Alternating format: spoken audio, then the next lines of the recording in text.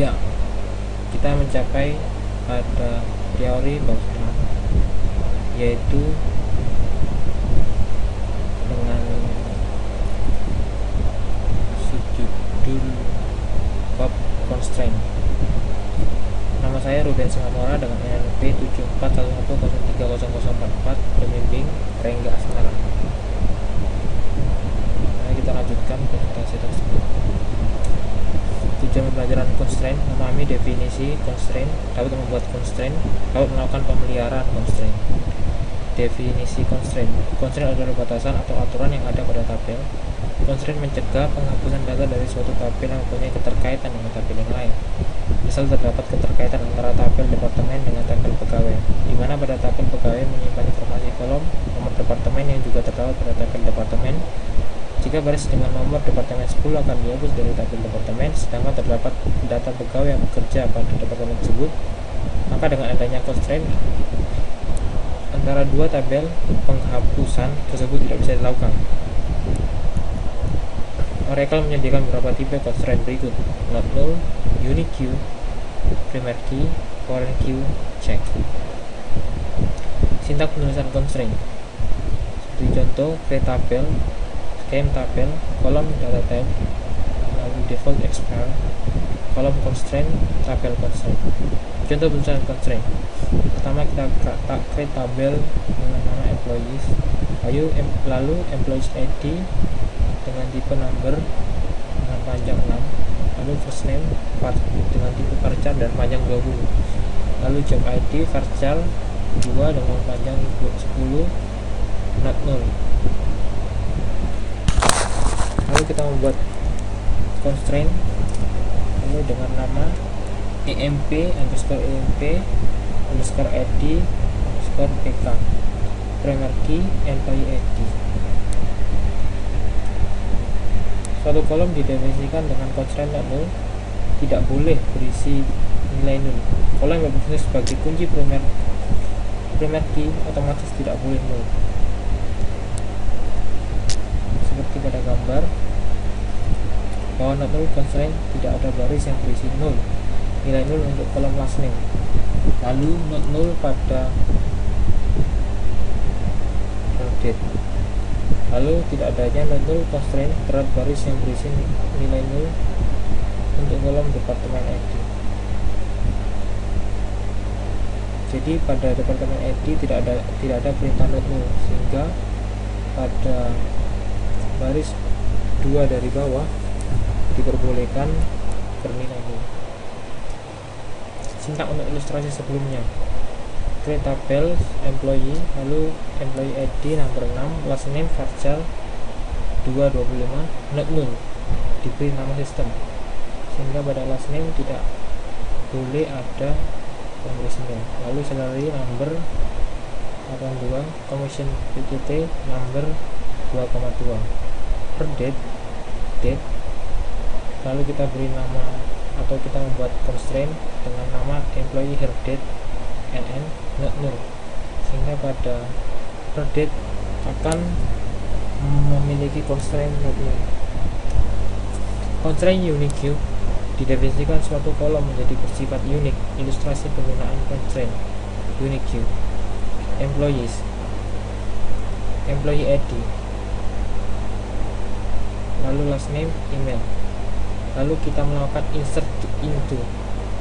Yang diperbolehkan adalah pada baris 1, yaitu 208 Smith CS Smith.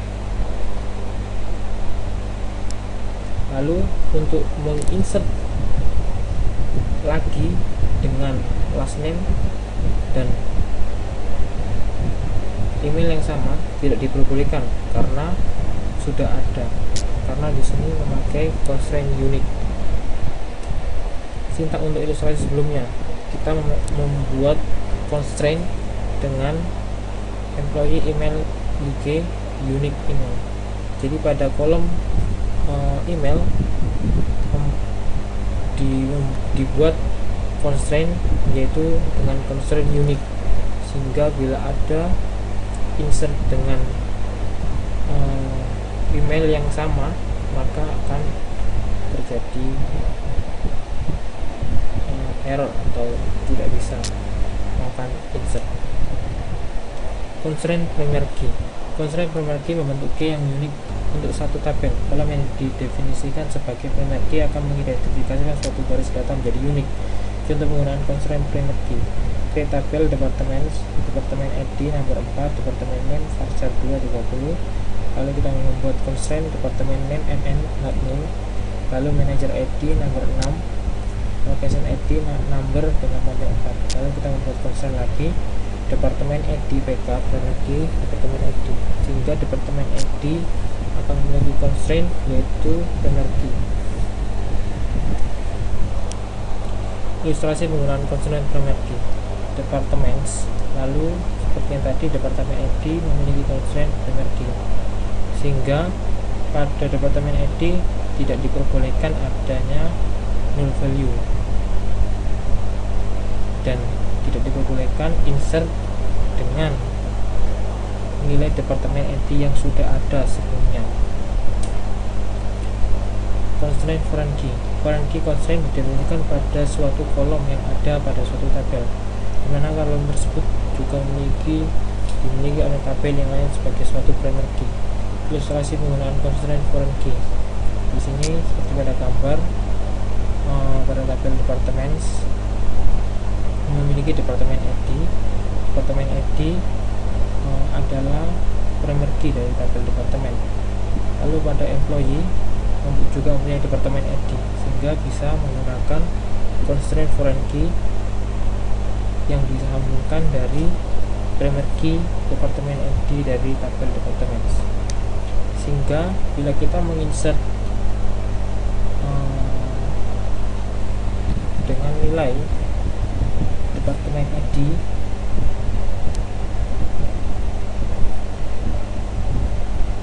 pada nilai 9 tidak ada,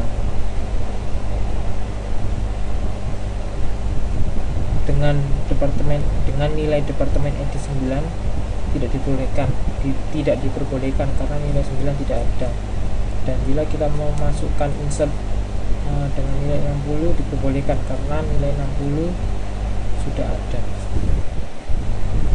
Sintaks untuk ilustrasi sebelumnya, kita membuat tabel employee dan membuat constraint employee departemen FK foreign key dari departemen ID. Reference adalah memilih tabel pada kolom sebagai primary key pada tabel tersebut. Di sini bahwa departemen dengan primary key adalah departemen ID. Berikut ini keyword yang ada pada constraint foreign key. Foreign key mendefinisikan kolom yang ada pada tabel anak. Reference mengidentifikasi tabel dan kolom dalam tabel induk. On delete cascade, penghapusan baris penghapusan baris dependent dalam tabel anak pada sebuah baris pada tabel induk dihapus. On delete set null, mengkonversi dependent foreign key ke nilai null. Constraint check digunakan untuk mendefinisikan suatu kondisi yang harus dipenuhi oleh tiap baris data dalam tabel. Contoh penggunaan: salary number dengan panjang 2. Lalu kita constraint employee salary min. Kita memakai constraint check salary lebih besar dari 0. Untuk menambahkan suatu constraint digunakan perintah alter tabel. Cara penulisan alter tabel dari nama tabelnya, lalu add constraint tipe dan pada kolom. Misal ditambahkan constraint foreign key pada tabel employee yang menunjukkan bahwa data manager harus valid atau berasal dari tabel employee. Lalu kita membuat alter tabel employee pada tabel employee. Lalu kita menambahkan add constraint employee manager FK dengan constraint yaitu foreign key pada kolom manager ID. Reference dari tabel employee dengan primary key employee ID. Untuk menghapus suatu constraint juga digunakan perintah alter tabel. Cara penulisan alter tabel, nama tabel, lalu drop constraint, lalu constraintnya, lalu tipe dan ini kolomnya. Seperti contoh alter tabel pada tabel employee, kita mendrop atau menghapus constraint employee manager FK. Untuk menghapus constraint primary key pada tabel departemen dan menghapus asosiasi constraint foreign key pada kolom employee departemen ID, kita menggunakan sintak alter tabel departments drop primary key cascade. Untuk menonaktifkan constraint digunakan klausa disable. Pilihan cascade digunakan untuk mendisable dependent integrity constraint, sehingga kita menggunakan alter tabel employees disable constraint employee mad pk cascade. Lalu kita bisa juga mengenable constraint. Untuk mengaktifkan kembali constraint digunakan klausa enable. Kita memakai sintak alter tabel employees, lalu kita membuat sintak enable constraint employee ID, sehingga constraint dengan emp id pk akan aktif kembali yang sebelumnya di disable. Cascade constraint. Klausa cascade constraint digunakan dengan klausa drop close. Klausa cascade constraint menghapus semua reference integrity constraint yang merefer ke primer dan unique key yang didefinisikan pada kolom yang dihapus. Alter tabel test drop pk cascade constraints, atau juga bisa menggunakan alter tabel test 1 drop pk fk ke1 cascade constraints. Menampilkan constraint. Tabel user constraint menyimpan informasi tentang constraint. Kolom tipe constraint tipe dapat berisi C untuk constraint check, R untuk reference integrity atau foreign queue, P untuk primary queue, U untuk constraint unique. Sehingga kita bisa seperti contoh select constraint name, constraint type, search kondisi from user constraints, lalu where tabel name sama dengan employee, sehingga keluar tampilan atau output seperti di bawah ini. Di bawah constraint name yaitu nama constraint yang telah kita buat. Lalu search kondisi adalah kondisi di mana atau bagaimana kondisi constraint yang ditunjuk. Lalu menampilkan kolom yang berasosiasi dengan suatu constraint. Berikut ini untuk menampilkan kolom berasosiasi dengan suatu nama suatu constraint yang ada pada view user cons column. Select constraint name, column name from user cons column, where di mana tabel name sama dengan employee. Letak mark, sehingga akan keluar nama constraint yang ada pada tabel employee dan kolom name. Latihan.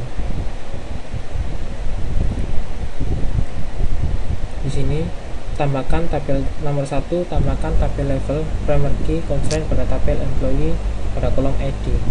Constraint diberi nama name emp id pk dengan sintak alter tabel employee add, kita menambahkan constraint baru pada tabel employee dengan nama emp id pk primary key pada kolom employee name. Nomor 2, buat primary key constraint pada tabel dep dengan menggunakan kolom id. Constraint diberi nama my_dep id pk, yaitu alter tabel dep, lalu kita menambahkan add constraint my_dep id pk dengan primary key pada kolom dep name. Soal nomor 3, tambahkan kolom dep id ke dalam tabel employee. Tambahkan foreign queue reference pada tabel employee yang memastikan bahwa data pegawai dimasukkan berdasarkan nomor departemen yang ada pada tabel dep. Kita menggunakan sintak alter tabel employee, lalu kita menambahkan add departemen id dengan tipe number dan dengan panjang 2. Lalu kita membuat alter tabel employee, lalu kita menambahkan constraint add constraint employee dep fk dengan foreign queue departemen id yang kita reference pada tabel departemen pada kolom foreign queue dep.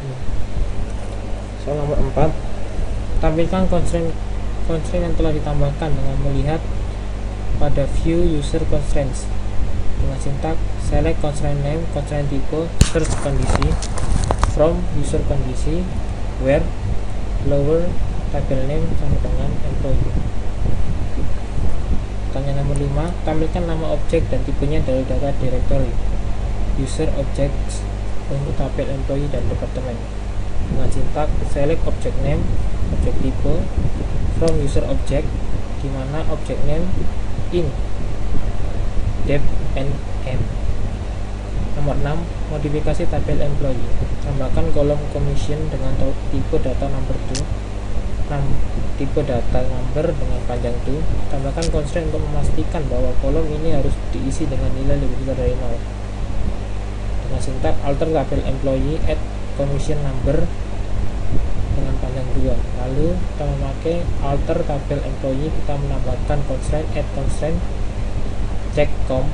Lalu kita menggunakan check dengan sintak komisi lebih besar dari 0. Terima kasih atas perhatiannya. Sekian.